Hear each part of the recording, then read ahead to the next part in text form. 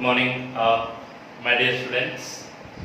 So today we will discuss Einstein's photoelectric equation. तो last lecture में अपन previous lecture में photoelectric effect के बारे में डिस्कस किए थे. So what is photoelectric effect? How it will takes place and when it will takes place?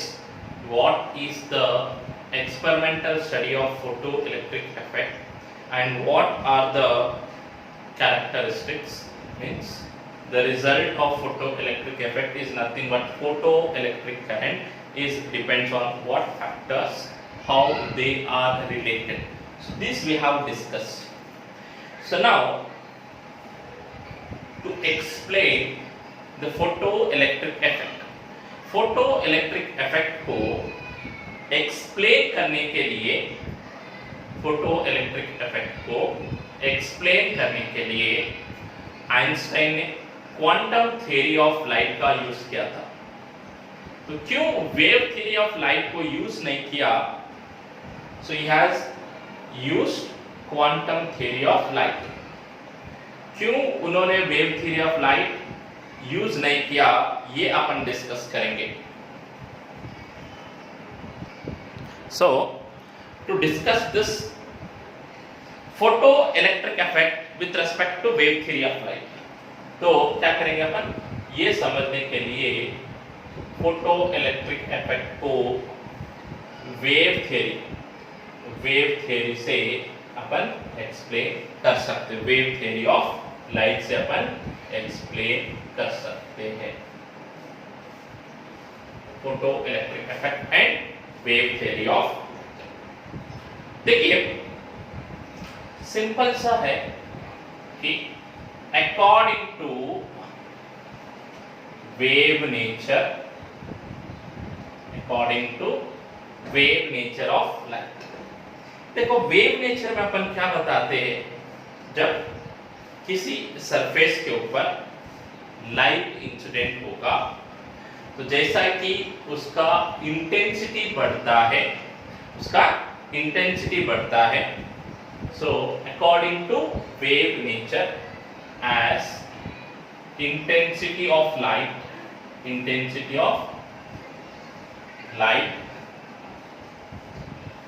increases,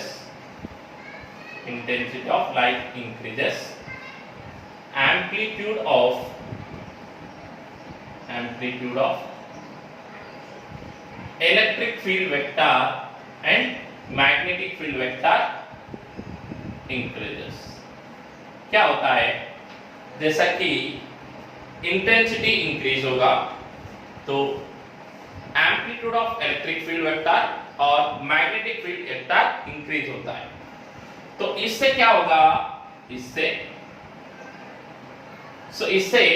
the energy absorption of electron, the energy absorbed by the electron, so क्या होता है, the energy absorbed by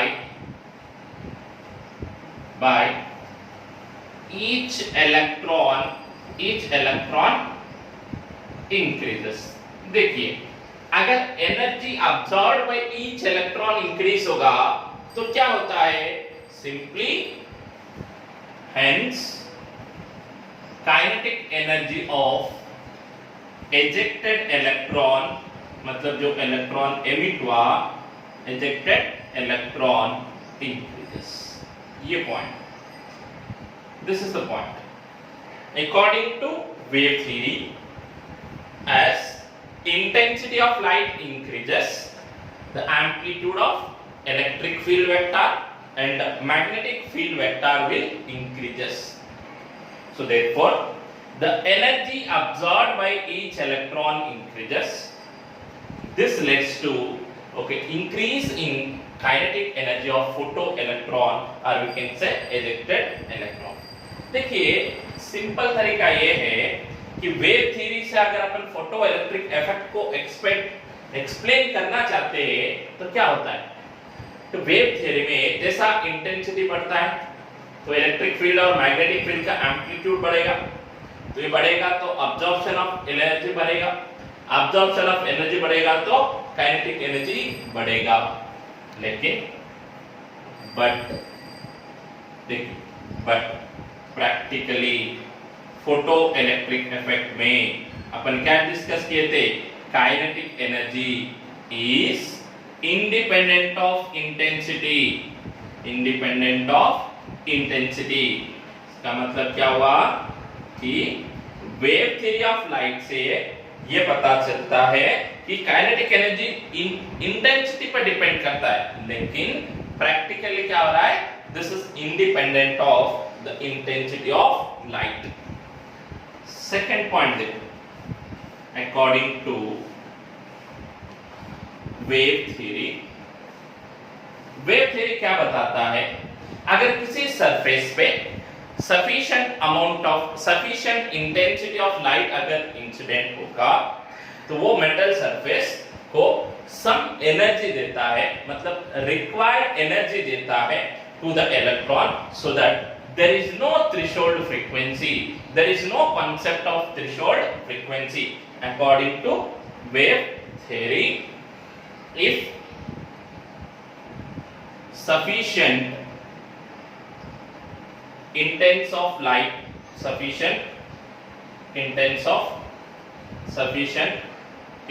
of light is incident, it gives enough energy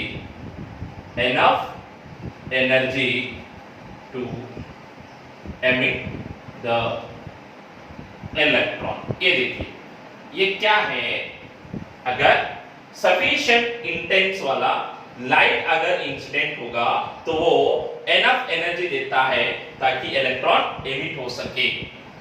so hence no concept of threshold frequency, no concept of threshold frequency। ऐसा होता है क्या? So according to wave theory क्या हो रहा है, अगर sufficient intense वाला लाइट अगर इंसिडेंट होगा so वो इलेक्ट्रॉन को sufficient एनर्जी देता है ताकि वो बाहर आ सके। तो अगर ऐसा होता है तो वहां पे थ्रेशोल्ड फ्रीक्वेंसी का कॉन्सेप्ट ही नहीं होता है, लेकिन बट प्रैक्टिकली क्या होता है, but practically threshold frequency exist, threshold frequency exist for each metal, हर एक मेटल का अपना अपना थ्रेशोल्ड फ्रीक्वेंसी होता है। Next the third point, according to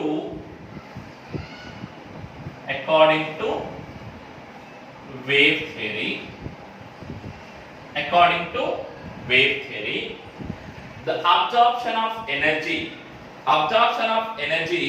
by electron will continuously takes place। क्या होता है, ये continuously takes place होता है over all the wavelengths। according to wave theory absorption of energy by an electron is continuously takes place।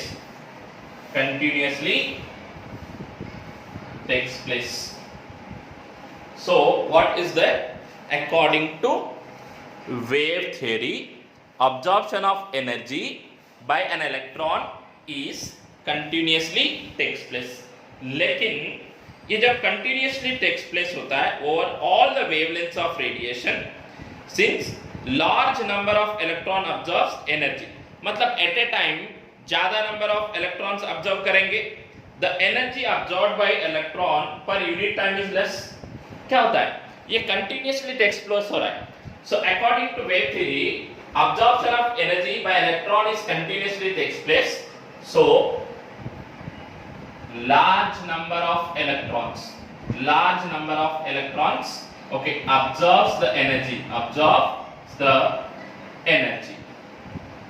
So at a time large number of electrons absorb करेंगे, so that energy absorbed per unit time, energy absorbed by unit time, energy absorbed per unit time, energy absorbed by an electron per unit time is very less. देखो मतलब unit time में एक electron जो energy observe करता है वो बहुत कम होता है, तो इससे क्या होता है, it will take large time, so it will take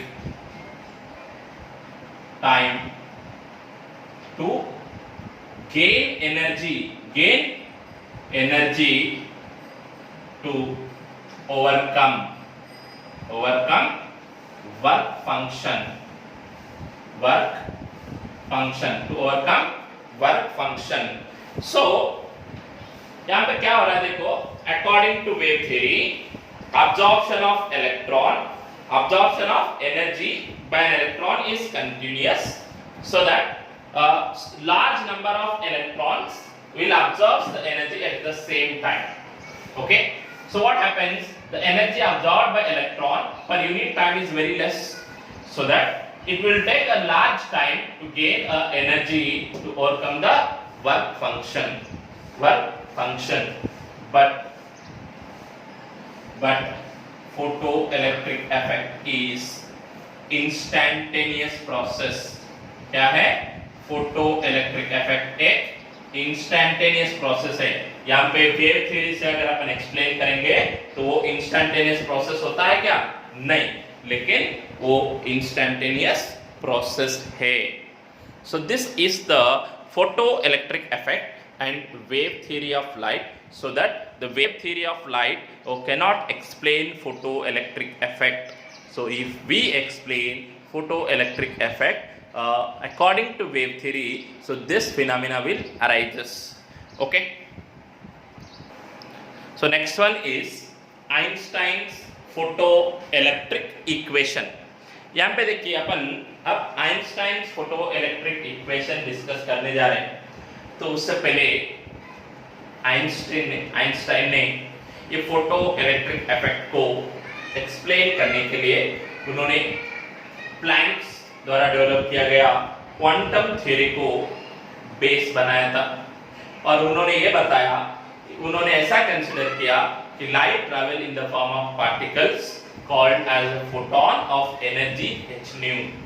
So when this light is incident on the metal surface, the electron will be emitted, and this phenomena is called photoelectric effect. लेकिन ये photoelectric effect observe करने के लिए so जो light incident होता है, that light should have a minimum energy. So minimum energy is called work function, and the light should have a minimum frequency. That frequency is called threshold frequency. तो ये already आपको पता था, but उन्होंने जो again consider किया वो मैंने आपको बताया। तो यहाँ पे देखिए अब आइंस्टाइन फोटोइलेक्ट्रिक इक्वेशन कैसा होता है और उन्होंने कैसा डिराइव किया। तो देखो, when a light of energy h nu is incident on the metal surface. देखो उन्होंने ऐसा माना कि एक लाइट है जिसका एनर्जी h nu है, वो इंसिडेंट हुआ ऑन द मेटल सरफेस। तब क्या होता है, देखो ये एनर्जी अगर वर्क फंक्शन से ज्यादा होगा तो फोटोइलेक्ट्रिक इफेक्ट आता है, अगर कम है तो फोटोइलेक्ट्रिक इफेक्ट नहीं आता है। ऐसा मानते हैं कि it is greater than work function, it is greater than work function. आप ब्रैकेट में ऐसा लिख सकते हो ना, है तो new is greater than new not, मतलब थ्रेशोल्ड फ्रीक्वेंसी से ज्यादा। So when a light of energy h nu is incident on the metal surface, threshold frequency से ज्यादा है तो फोटोइलेक्ट्रिक इफेक्ट आएगा। तो फोटोइलेक्ट्रिक इफेक्ट आए तो क्या होता है, इलेक्ट्रॉन एमिशन होता है। तो ये इलेक्ट्रॉन जब एमिट होता है तो एमिट होने को अपने कितना एनर्जी चाहिए, h nu नॉट एनर्जी चाहिए, लेकिन अपने पास कितना है, h nu है, लेकिन ये h nu कैसा है? Greater than h nu not है। क्या है? Greater than h nu not है। देखिए, so when a light of energy h nu is incident on the metal surface, the minimum energy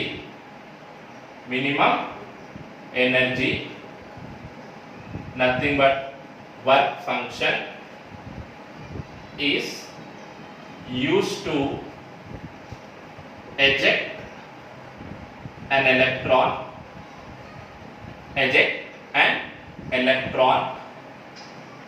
from the metal surface अभी देखो, इसमें से इतना एनर्जी, कितना W नॉट एनर्जी क्या हो गया? Use to eject the electron from the metal surface. लेकिन ये इससे ज्यादा है ना, W नॉट से ज्यादा है। तो W नॉट से ज्यादा है तो तब जो डिफरेंस है h nu minus W naught, so this is equal to the maximum kinetic energy of photoelectron. So उन्होंने ये बताया कि so when a light of energy h nu is incident on the metal surface, the minimum energy is used to eject an electron from the metal surface, and the difference h nu minus W naught is equal to maximum kinetic energy of ejected electron मतलब once it is ejected, the remaining energy is converted into what happens? Kinetic energy। तो simply ऐसा बता सकते हैं इसको, जब एक electron एक फोटोन का एनर्जी को ऑब्जर्व करेगा, तो फोटोन का एनर्जी कितना है? h nu। तो तब वो electron h nu kinetic energy से मूव होता है। कितना काइनेटिक एनर्जी से? h nu काइनेटिक एनर्जी से मूव होता है। तो तब उस इलेक्ट्रॉन को मेटल सरफेस से बाहर निकालने के लिए इतना एनर्जी चाहिए। मतलब जो रिमेनिंग एनर्जी यहाँ पे बचा हुआ है, that is the kinetic energy of ejected electron. So जो इलेक्ट्रॉन बाहर आता है उसका काइनेटिक एनर्जी कितना है? h nu minus W naught। ये उसका मैक्सिमम होता है, इससे ज्यादा नहीं हो सकता है, इससे कम हो सकता है लेकिन ज्यादा नहीं हो सकता। इसलिए क्या बता अपन? Maximum kinetic energy of ejected electron. तो देखिए, अगर m is the mass of electron, तो हाफ mv² क्या होता है? Half mv² is the maximum kinetic energy. So this is equal to h nu minus W naught। So W naught is the work function. तब इस equation को ऐसा लिख सकते हैं अपन, half mv² maximum is equal to h nu minus h nu naught, h nu minus h nu naught, so we can write here, यहाँ पे अपन ऐसा लिख सकते हैं कि h nu is equal to h nu naught plus of m v² maximum r²। ऐसा भी लिख सकते हैं अपन कि W naught plus of m v² maximum। So this is called Einstein's photoelectric equation। ये देखिए, ये आइंस्टीन का photoelectric equation है। What is that? When a light of energy h nu is incident on the metal surface, so W naught energy is used to eject an electron, so that remaining energy is converted into the kinetic energy of photoelectrons। क्या होता है ये? kinetic energy of photoelectrons। तो यहाँ पे सभी electrons को maximum kinetic energy होता है क्या? नहीं। So most of the electrons will emit with kinetic energy less than maximum kinetic energy। ये क्यों? क्योंकि यहाँ पे जब इलेक्ट्रॉन मूव होता है inside the metal, there are some collisions will takes place. So इस कोलिजन में there is a loss of energy. ऐसा भी हो सकता है कि वो electron mostly bounded by the nucleus, अगर ज्यादा बाउंडेड है तभी वो उसका kinetic energy maximum kinetic energy से कम होता है। कैसा होता है? hν is the energy, so that there is a some loss of energy and minus W0 is equal to Ke। अब ये Ke मैक्सिमम नहीं है, so काइनेटिक एनर्जी है, but it is less than the maximum kinetic energy। So this is the Einstein's photoelectric equation। Einstein's photoelectric equation कैसा आया? उन्होंने ऐसा माना कि एक फोटोन जब इलेक्ट्रॉन्स से ऑब्जर्व होगा तो उसकी एनर्जी थोड़ा सा इलेक्ट्रॉन को बाहर निकलने में काम होता है, तो बाकी का it is converted into its maximum kinetic energy. So after that we will discuss laws of Einstein's photoelectric equation। So now we will discuss laws of photoelectric effect, laws of photoelectric effect from Einstein's photoelectric equation। मतलब Einstein का जो equation है उस equation से अपन loss of photoelectric effect को कैसा explain कर सकते हैं। तो ये आइंस्टाइन फोटोइलेक्ट्रिक इक्वेशन से उन्होंने ऐसा बताया कि फोटोइलेक्ट्रिक इफेक्ट, ये जो फोटोइलेक्ट्रिक इफेक्ट है, photoelectric effect arises due to absorption of energy of single photon by single electron। मतलब ये फोटो इलेक्ट्रिक इफेक्ट ऐसा आता है कि एक सिंगल फोटोन का एनर्जी जब एक सिंगल इलेक्ट्रॉन ऑब्जर्व करेगा तो तब फोटो इलेक्ट्रिक इफेक्ट आता है। नेक्स्ट सेकेंड पॉइंट ऐसा है कि फ्रॉम एन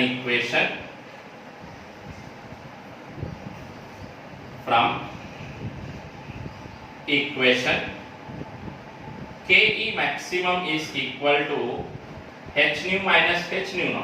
ये क्या इक्वेशन है? क्या है? Maximum kinetic energy equal hν minus hν0। तो यहाँ पे अगर फोटो इलेक्ट्रिक इफेक्ट आना है, so to get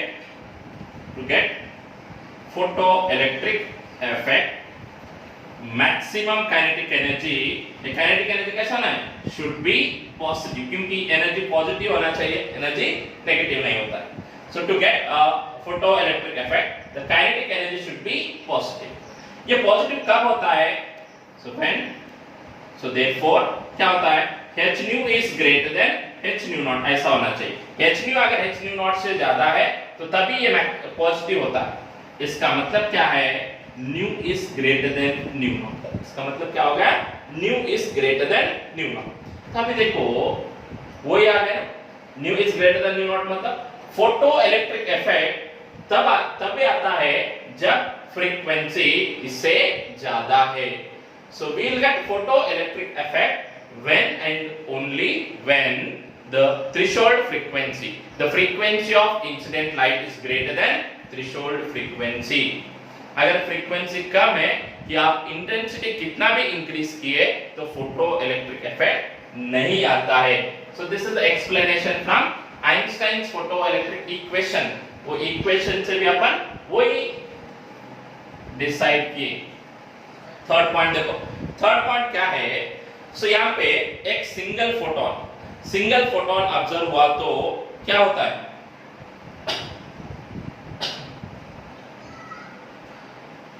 sorry, so here again will take this equation, फिर से ये इक्वेशन लेते हैं। Ke maximum is equal to hν minus hν0। देखिए ये इक्वेशन कैसा है? y is equal to mx plus c जैसा है ना? It is y equal to mx plus c। इसका मतलब है this maximum kinetic energy is linearly depends on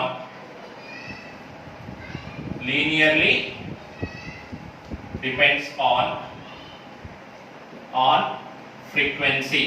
It linearly depends on frequency। तो इसका मतलब क्या होगा, फिर से और एक लॉ ये डिफाइन हो गया from the Einstein's photo electric effect. But यहां पे देखो, यहां पे कुछ इंटेंसिटी का टर्म है क्या, नहीं, तो बट इंडिपेंडेंट ऑफ इंटेंसिटी। तो इससे ये पता चलता है कि काइनेटिक एनर्जी सिर्फ और सिर्फ फ्रीक्वेंसी पे डिपेंड करेगा। वो भी कैसे डिपेंड करता है, लीनियरली डिपेंड करता है, but it is again independent of intensity. Fourth process देखिए, फर्स्ट पॉइंट में क्या बताया था अपन, photo electric effect arises due to absorption of energy of single photon by single electron. एक फोटोन का एनर्जी ऑब्जर्व किए तो एक इलेक्ट्रॉन बाहर आता है, 10 फोटोन है तो 10 इलेक्ट्रॉन आते हैं, 100 फोटोन से तो 100 इलेक्ट्रॉन्स आएंगे। सो इसका मतलब ये है कि the photo electric current is again depends on intensity. इसका मतलब ये है कि जितने फोटॉन्स ऑब्जर्व होंगे उतने इलेक्ट्रॉन्स बाहर आएंगे। सो जितने इलेक्ट्रॉन्स मतलब क्या होता है, यहाँ पे intensity of light is directly proportional to photons per unit area and unit time। ये देखो क्या होता है, intensity is directly proportional to photons per unit area and unit time। तो इंटेंसिटी इंक्रीज होगा तो photons per unit area and unit time increase होता है, photons per unit area and unit time increase होगा तो number of electrons emitted increase होगा। Number of electron emitted is nothing but again we can say photoelectric current is increases. See next जो equation है, ये equation है, इस equation को अपन ऐसा लिख सकते हैं कि E V not maximum kinetic energy equal to E V not, तो ऐसा लिख सकते हैं अपन h nu minus h nu not. तो इस इक्वेशन को E से अगर डिवाइड करेंगे तो वो इक्वेशन आता है h by E new minus ये क्या है, W है, तो W नॉट by E। सो इसे अगर अपन ग्राफ ड्रॉ करेंगे तो वो ग्राफ कैसा आता है, अपन देख सकते हैं कि ये उसका ग्राफ है। सो लीनियर फंक्शन, तो ये थ्रेशोल्ड फ्रीक्वेंसी होता है, ये क्या है y intercept W not by E। यहाँ पे अपन फ्रीक्वेंसी लिए, यहाँ पे क्या लिए, स्टॉपिंग पोटेंशियल। तो इस ग्राफ का जो स्लोप है वो स्लोप कितना होता है, h by E। So here you can say the slope of the graph क्या है, स्लोप ऑफ द ग्राफ कितना है, h by E। y intercept कितना है, W नॉट by E। कोई x इंटरसेप्ट कितना है, न्यू नॉट, मतलब थ्रेशोल्ड फ्रीक्वेंसी। तो ये जो ग्राफ है, तो ये आइंस्टाइन फोटो इलेक्ट्रिक इक्वेशन से क्लियरली पता चलता है कि kinetic energy is linear function of frequency in the stopping potential also. तो यहाँ पे मिलिकन ने प्रूव कर दिया, Millikan prove that h by E is same for all metals, तो ये Einstein electric photo electric equation को मिलिकन ने प्रूव कर दिया by showing the slope of the curve h by E। slope of the curve h by E is same for all the metals। तो इन्होंने ऐसा prove करने के बाद ये क्लियर हो गया कि Einstein photoelectric equation was right. So ये आइंस्टाइन फोटो इलेक्ट्रिक इक्वेशन है। Okay, thank you. So we'll stop today's lecture here and I hope you all try to solve the questions based on this photoelectric effect and you try. If you didn't get, in the next lecture we'll solve the questions based on the photoelectric effect and Einstein's photoelectric equation. Okay, thank you.